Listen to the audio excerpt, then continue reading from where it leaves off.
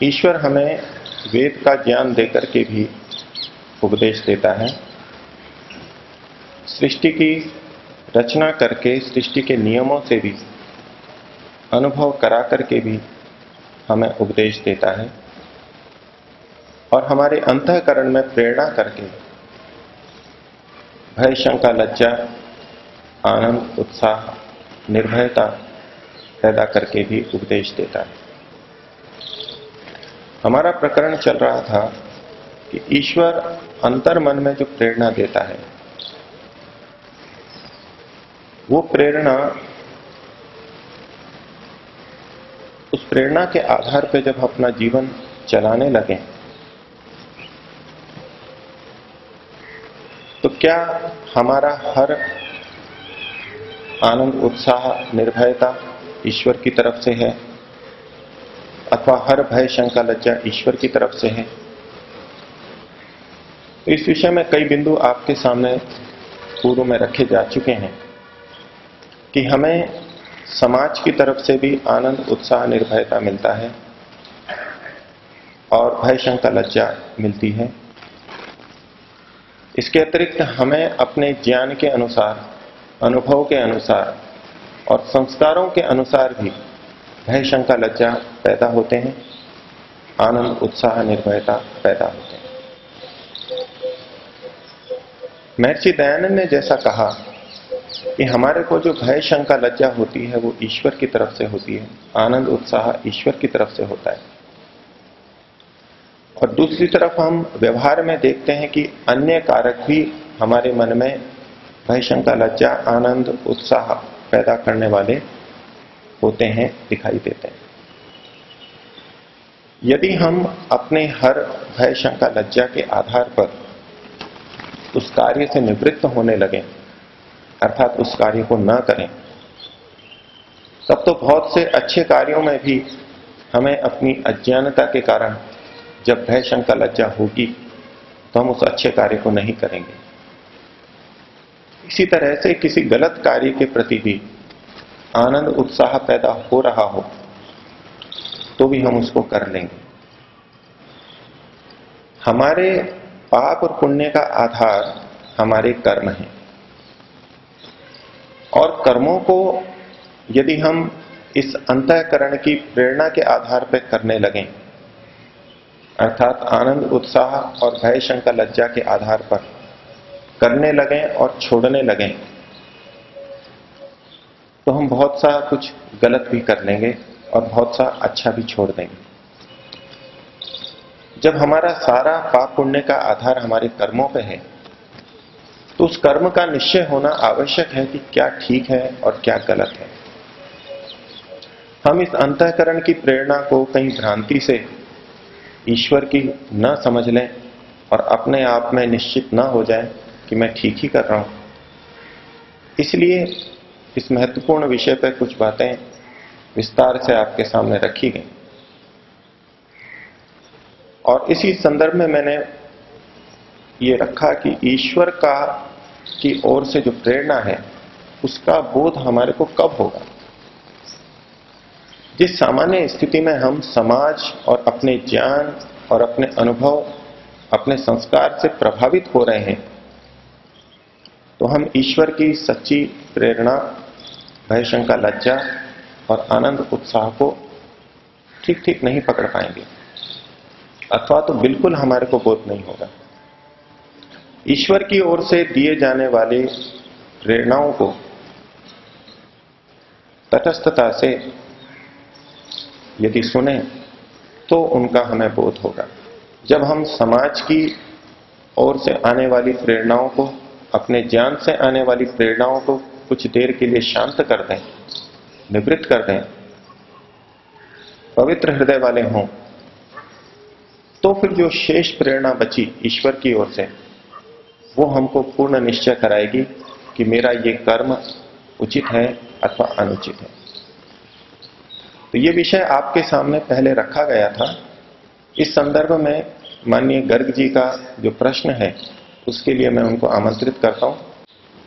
ऋषि ने सत्यार्थ प्रकाश में ये लिखा है कि मनुष्य के भय, शंका, लज्जा ईश्वर की तरफ से जब वो पैदा होती है, जब वो कोई पाप कर्म करता है, और आनंद, उत्साह, निर्भयता पैदा होती है जब वो अच्छा कार्य करता है। लेकिन लोक में जब हम देखते हैं तो विपरीत परिस्थिति में भी आदमी गलत काम करते हुए, पाप कर्म करते हुए भी आनंद, उत्साह, निर्भयता महसूस करता है, जैसे आतंकवादी वगैरह करते हैं। और अच्छा काम करते हुए भी भय, शंका, लज्जा अनुभव कर सकते हैं। ये इस शंका पे विचार करने पर ऋषि का दूसरा वाक्य मुझे स्मरण आया कि मनुष्य की आत्मा सत्यासत्य को जानने वाली है, लेकिन प्रयोजन की सिद्धि भय, हठ और अविद्या के कारण असत्य की ओर झुक जाती है।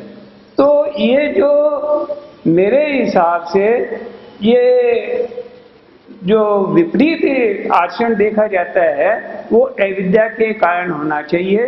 इसलिए मैं निवेदन करता हूं कि इसकी सही स्थिति क्या है, इस पे प्रकाश डाला जाए। माननीय गर्ग जी ने प्रश्न रखा या उन्होंने एक स्पष्टीकरण दिया कि ऋषि के वाक्य और व्यवहार में जो हमको कुछ भिन्नता दिखाई दे रही है, इसमें एक बात तो अपनी जगह अटल है ही, जैसा कि महर्षि का वाक्य है कि ईश्वर अच्छे कार्य में आनंद, उत्साह पैदा करता है और बुरे कार्य में भय, शंका, लज्जा उत्पन्न करता है। ये हर व्यक्ति में होगी, हर समय होगी, हर क्रिया के लिए होगी। अब हम उस भय, शंका, लज्जा को अनुभव कर पा रहे हैं अथवा नहीं कर पा रहे हैं। यदि हम ईश्वर की भय, शंका, लज्जा, आनंद, उत्साह को अनुभव कर रहे हैं, फिर ये अगला प्रश्न आएगा कि हम उसको स्वीकार रहे हैं अथवा उसकी उपेक्षा कर रहे हैं। जो स्तर गर्ग जी ने बताया वो वह है जब हमको ईश्वर की भय, शंका, लज्जा, प्रेरणा का बोध हो गया है, और बोध होने के बाद में अब हमने उसको छोड़ दिया है। बोध होने के बाद भी हम उसको स्वीकार नहीं कर रहे हैं, अपने भय, शंका, लज्जा को पैदा कर रहे हैं अपनी अज्ञानता और स्वार्थ के कारण से। जिधर हम चाहते हैं उधर झुक गए। अर्थात ईश्वर की प्रेरणा का पता लगने के बाद में यह स्थिति है, हम चाहें तो उसको स्वीकार करें और चाहें तो न स्वीकार करें, इसमें कोई दो राय नहीं है। जो बिंदु प्रसंग में मैंने उठा रखा था वो ये कि क्या हमारे को ईश्वर की ओर से होने वाली अंतः प्रेरणा का बोध होता है। बोध हो गया, निश्चितता से बोध हो गया कि ये ईश्वर की तरफ से ही है, तब भी हम स्वतंत्र हैं उसको स्वीकारें अथवा उसके विपरीत आचरण कर लें, क्योंकि हमें कर्म करने की स्वतंत्रता ईश्वर की ओर से मिली हुई है। लेकिन जिस समय हमारे को पता ही नहीं लग पा रहा है कि प्रेरणा किसकी तरफ से हो रही है, ये हमारे अज्ञानता के कारण से प्रेरणा हो रही है, समाज के प्रभाव से हो रही है, तो वहां हमको कैसे पता लगे। एक व्यक्ति को अंदर से प्रेरणा हो रही है कि देवी को प्रसन्न करने के लिए मुझे बकरे की बलि देनी चाहिए, अंदर से प्रेरणा हो रही है। आप उनसे बात कीजिए, वो यही कहेंगे मेरे को स्वप्न आया, देवी ने दर्शन दिए मेरे को, अचानक मेरे अंदर प्रेरणा की कि किसी छोटे बच्चे की बलि दी जाए, मनुष्य के बच्चे की। और इसी तरह के न जाने कितने अंधविश्वास हैं, और वो व्यक्ति उसे ईश्वर की प्रेरणा मान करके समाज का कितना भी विरोध हो, प्राणपण से उसको करने का प्रयास करता है, और अंदर से देवी को खुश करने का भाव है। तो क्या उसको ईश्वर की तरफ से प्रेरणा हुई? तो ये तो कह ही सकते हैं कि भय, शंका, लज्जा पैदा हुए हैं, और उसने भय, शंका, लज्जा अनुभव किए हों ईश्वर वाले, समाज के अलग हैं, क्योंकि उस व्यक्ति को भी समाज के नियम के अनुसार भय शंका लज्जा होगी कि समाज में नियम बना रखा है, पुलिस पकड़ सकती है, मैं जिसका बच्चा चुरा रहा हूं, जिसकी बलि देने जा रहा हूं, उसने पकड़ लिया, देख लिया तो मैं जिंदा नहीं रह पाऊंगा। ये समाज का भय शंका लज्जा है। तो ईश्वर की तरफ से होने वाली अंतः प्रेरणा को हम सामान्य स्थिति में नहीं समझ पाते। हम अधिकांशतः जिस अंतः प्रेरणा की बात करते हैं वो हमारे अपने अज्ञान से, ज्ञान से, अनुभवों के आधार पर होता है। ऐसा मेरे को विचार करने से या बार बार देखने से पता लगता है, क्योंकि ये एक इतना महत्वपूर्ण बिंदु है जिसके आधार पर हम अपने कर्मों को निर्धारित करते हैं। हमारा सारा पाप पुण्य कर्म पर आधारित है, और कौन सा कर्म करने योग्य है, कौन सा नहीं, इसका यदि निर्धारण अंतःकरण की प्रेरणा से कर रहे हैं तो उस अंतःकरण की प्रेरणा का प्रमाणीकरण ये वास्तव में ईश्वर की तरफ से है अथवा नहीं बहुत आवश्यक है। ये विषय आर्यवन में जब पढ़ रहा था तब भी आया सामने, सत्यार्थ प्रकाश को पढ़ा, अध्यापकों से, गुरुजनों से भी चर्चा हुई, स्वामी जी से भी चर्चा हुई, साथियों से भी चर्चा होती रही, और भी अनेक बार ये चर्चा विभिन्न विद्वानों से होती रही। यदि हम केवल इस वाक्य को पढ़ करके छोड़ दें और मान लें कि हमको जब जब भय शंका लज्जा आनंद उत्साह होता है वो ईश्वर की तरफ से होता है, सुन लिया, मान लिया, स्वीकार कर लिया, यहां तक ही हम रहेंगे तब तो कोई समस्या पैदा नहीं होगी।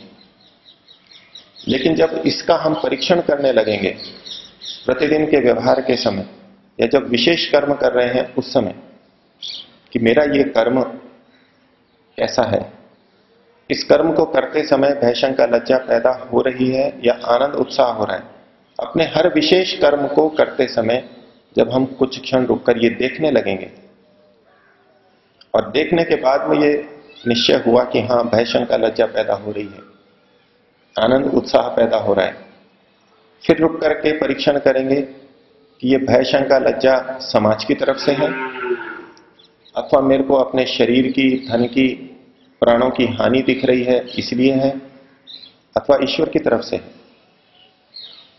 अथवा जो आनंद उत्साह पैदा हो रहा है ये समाज ने इस कर्म को अच्छा मान रखा है इसलिए मैं कर रहा हूं, अथवा मैंने इसको अच्छा मान रखा है, इस कर्म को करने से मुझे धन की प्राप्ति लग रही है, पद की प्राप्ति लग रही है, यश की प्राप्ति लग रही है, और उस प्राप्ति को मन में रख करके मेरे अंदर उत्साह पैदा हो रहा है, अथवा ये ईश्वर की तरफ से है। तो पहले तो कर्म करते समय ये देखना होगा कि मन में भय शंका लज्जा है या आनंद उत्साह है। फिर इसका परीक्षण करना होगा कि ये भय शंका लज्जा किसकी तरफ से है, आनंद उत्साह किसकी तरफ से है, और फिर उसको आप अनेकों दिन, अनेक महीनों तक करते जाइए, एक दिन, 2 दिन, अपना भी परीक्षण करते रहिए, और दूसरा व्यक्ति जब जब आपको कहे, आपका परिचित व्यक्ति, कि मेरे को अंदर से ये प्रेरणा हुई है, फिर उसका भी आप निरीक्षण कीजिए। ये हम अपने निकट व्यक्ति की मान्यताओं को, विचारों को जानते हैं, बहुत सारी बातों को जानते हैं। अनेक बार आपको प्रतीत होगा कि ये व्यक्ति जो मान्यता लिए हुए था बस उस मान्यता का प्रकटीकरण ही कर रहा है और उसको नाम दे रहा है कि ये ईश्वर की तरफ से है। तो सैकड़ों बार आपको ये अनुभव आएगा और तब आपको बड़ा कठिन लगेगा कि ये भय शंका लज्जा सब ईश्वर की तरफ से हो रही है। आपको अधिकांश में यही अनुभव आएगा कि ये तो मेरे ज्ञान के आधार पर हो रही है, मैं इसमें लाभ देख रहा हूं इसलिए आनंद उत्साह हो रहा है, मैं इसमें हानि देख रहा हूं इसलिए भय शंका लज्जा पैदा हो रही है। आपको अधिकांश में यही मिलेगा, और इसके लिए तो एकांत में बैठ करके पहले अपनी वृत्तियों के बारे में, मन के बारे में निरीक्षण करते रहना होगा कि ये जो मैं विचार उठा रहा हूं ये कहां से आ रहा है। इसको देखने का अभ्यास करते करते करते इन स्थलों पर भी हम देखने में समर्थ होंगे। एक बार संयोग से मैं दिल्ली आर्य समाज शक्ति नगर में ठहरा। यहां ऋषि उद्यान से हरिद्वार जा रहा था, साधक जी साथ में थे। वहीं ऊपर स्वामी इंद्रवेश जी भी ठहरे हुए थे। बिल्कुल इसी बिंदु के ऊपर उन्होंने एक वाक्य बोला, तो मेरे मन में जो अन्य विचार थे वो मैंने सामने रखे, जो आपके सामने भी रख चुका हूं कि समाज की तरफ से भी तो होता है, इसलिए कैसे निर्णय कर सकेंगे। वो बहुत देर तक मेरे से महर्षि दयानंद के वाक्य को सत्य सिद्ध करने के लिए चर्चा करते रहे कि नहीं, जो भी भय शंका लज्जा है वो ईश्वर की तरफ से ही है। बहुत देर तक करते रहे, फिर तर्क वितर्क चलता रहा, तो उनको निरुत्तर होना पड़ा और उन्होंने स्वीकार किया कि हाँ। फिर उन्होंने अपनी वास्तविक बात बताई कि बिल्कुल यही विचार मेरे मन में भी है। जब से मैं गुरुकुल से मैं पढ़ रहा था तब से ये के भी विचार मेरे मन में है, लेकिन चूंकि वो सन्यासी थे, उस पद पे थे, मेरे सामने एकदम तो नहीं कह सकते थे। लेकिन चर्चा में जब सारी बातें जो मैं बोल रहा था बिल्कुल वो का वो मानते थे, और अंत में उन्होंने जो उनका निर्णय था वो ये था कि जब तक व्यक्ति पवित्र नहीं होता तब तक ईश्वर की वास्तविक प्रेरणा को पृथक रूप से नहीं देख पाता। आप लोग भी अनुभव करेंगे, और यदि आपका कोई और निर्णय आता है तो और कोई अनुभव होता है तो उस पर फिर और चर्चा की जा सकती है, लेकिन ये एक दो दिन में निर्णय आने वाला नहीं है। आपको लंबा समय लगाना होगा। पहली बात तो यही अभ्यास करना होगा, हर क्रिया के साथ में देख लें, विशेष तौर से मुख्य कर्मों के साथ देखें ध्यानपूर्वक कि भय शंका लज्जा हो रही है या आनंद उत्साह है। और जब निश्चय हो गया कि आनंद उत्साह है, भय शंका लज्जा है, फिर जब भी अवसर मिले थोड़ी देर बैठें, सारी स्थिति को दिमाग में लाएं और फिर देखें कि ये भय शंका लज्जा क्यों पैदा हो रही है, किस चीज का भय मेरे को लग रहा है। तो शरीर की हानि का भय, धन का भय, यश का भय, यश की हानि का भय। आनंद उत्साह हो रहा है तो किस चीज के कारण आनंद उत्साह आ रहा है, विश्लेषण करेंगे, कुछ समय लगाएंगे, 15-20 मिनट, आधा घंटा, 1 घंटा, 1 दिन लगाएंगे, 2 दिन लगाएंगे उसी विषय के ऊपर। फिर नया कोई बिंदु आए, नया कर्म करें, तब ऐसा हो, फिर बैठेंगे और देखें आप करके। आप लोगों ने किया भी होगा, और गंभीरता से करके देखें, फिर पता लगेगा क्या वास्तव में ये जो अंतः प्रेरणा जिसको हम ईश्वर की मान रहे थे वो वास्तव में ईश्वर की है अथवा किसी और कारण से है। इन्होंने जो प्रश्न लिख करके दिया था पहले, तो थोड़ा सा अलग तरह का था कि क्या ईश्वर की प्रेरणा तभी होगी जब हम शुद्ध अंतःकरण वाले होंगे। क्योंकि मैंने पहले आपके सामने बात रखी थी कि जब तक शुद्ध अंतःकरण वाले नहीं होंगे तब तक ईश्वर की प्रेरणा का बोध नहीं होगा। इसके ऊपर इनका प्रश्न था कि क्या जब तक शुद्ध ना हो जाए तब तक ईश्वर की प्रेरणा नहीं होगी। तो उत्तर यही है कि ईश्वर की प्रेरणा तो हर समय होती है, अशुद्ध अंतःकरण में भी होती है, शुद्ध में भी होती है। लेकिन बात यह है कि हम उसको ठीक तरह पकड़ पा रहे हैं अथवा नहीं पकड़ पा रहे हैं,